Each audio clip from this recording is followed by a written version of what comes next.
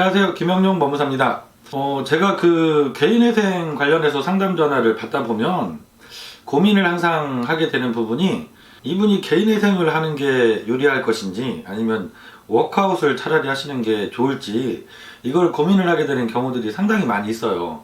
하루에도 전화를 워낙 많이 받고 상담을 하다 보니까 하루에도 한두 번씩은 그런 경우들이 생깁니다. 근데 상담을 끝나고 마지막에 제가 개인 회생이 아니라 차라리 워크아웃으로 신청하시는 게 좋을 것 같습니다 라고 해서 신용회복위원회를 추천해드리고 안내를 해드리는 경우들이 생기거든요.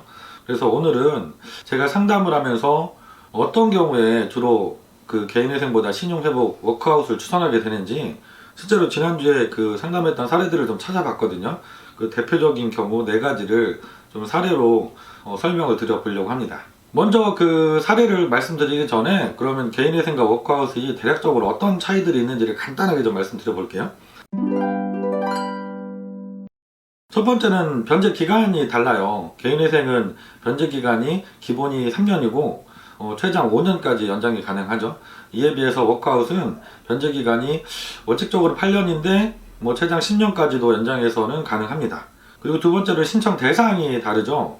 개인회생 같은 경우는 개인 채권자라든가 세금, 건강보험 이런 것까지 다 포함해서 거의 모든 채무들이 다 포함돼서 신청이 가능하세요.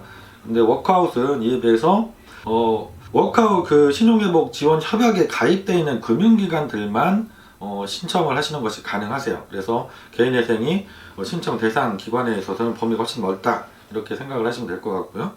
마지막으로는 신청 기간의 차이가 있는데요.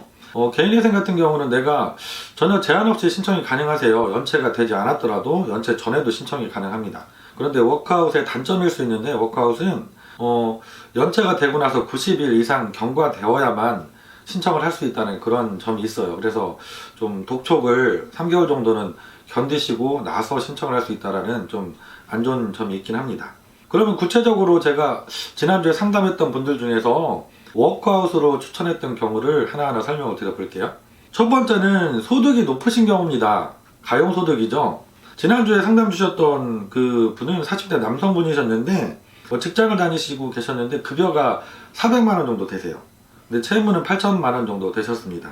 근데 배우자는 직장이 없으셔서 무직이셨고 자녀가 2명 있었는데 미성년자 자녀가 없어서 모두 성년이었어요. 그럼 이분은 1인 가구밖에 해당이 되지 않습니다. 미성년자 자녀가 없고 배우자는 주로 이제 부양가족 인정해 주지 않기 때문에, 그러면 이분이 한 달에 사용할 수 있는 그 최저 생계비는 주거비를 감안하더라도 150만원 정도 인정이 될 걸로 보였어요. 그러면 급여가 400이니까 400에서 150만원을 빼고 매달 250만원씩을 변제를 해나가야 되는 상황이고, 그렇게 되면 채무가 8천이니까 32개월만 변제를 하면 채무 100%를 다 갚게 되는 경우입니다. 그러면 개인회생으로 해도 100%를 다 갚아야 되고, 워크아웃이 원칙적으로 이자를 탕감하고 원금을 분할 상환하는 제도이니까 워크아웃으로 해도 100%를 갚아야 되는데, 문제는 개인회생으로 했을 때 이분이 4인 가구나 되시는데 생계비 150만원으로 과연 32개월을 생활해 나가실 수 있을까, 이게 걱정이 된 거죠.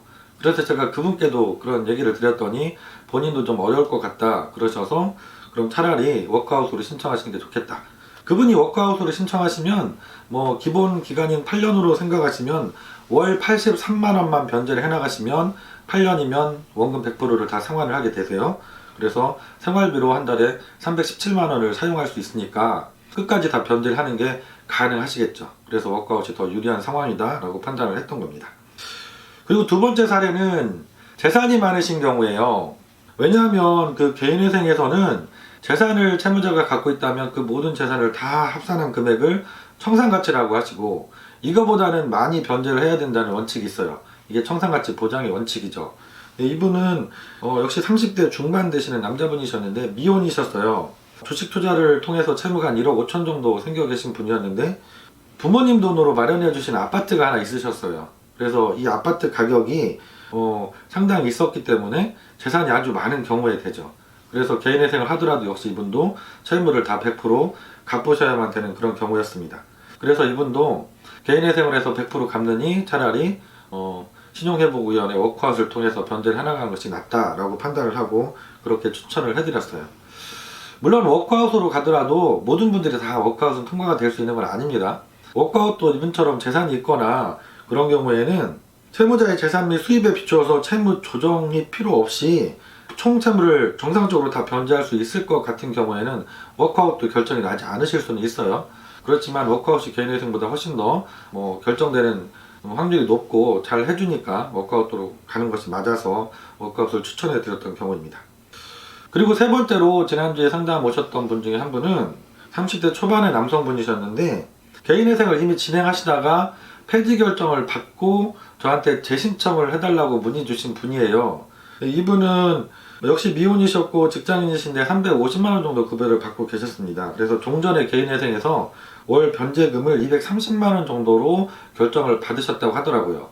그런데 저한테 재차 전화 오셨을 때 종전과 조건이 바뀌신 게 없었어요. 동일한 직장에 동일한 급여를 받고 계셨기 때문에 재신청을 하더라도 지난번에 받았던 것과 결과가 달라질 게 없었던 분이에요. 그래서 제가 그분한테 말씀을 드렸어요.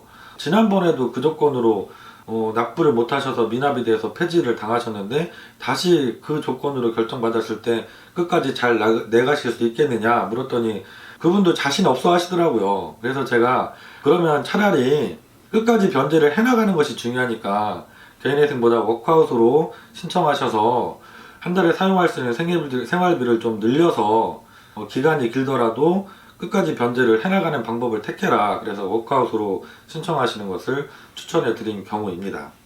그리고 마지막으로 네 번째, 이런 경우가 요즘에는 좀 드물긴 해요. 예전에는 상당히 많았지만 가족이나 지인들이 내 채무에 대해서 보증을 크게 서주신 경우가 있습니다.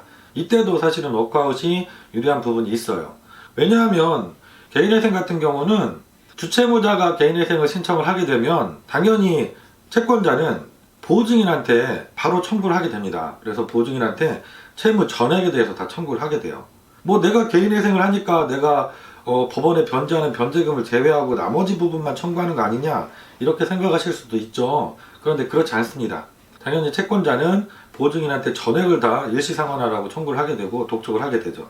그러면 이 보증인이 우리 가족이라든가 가까운 지인이라고 하면 곤란해지는 상황이 생기겠죠.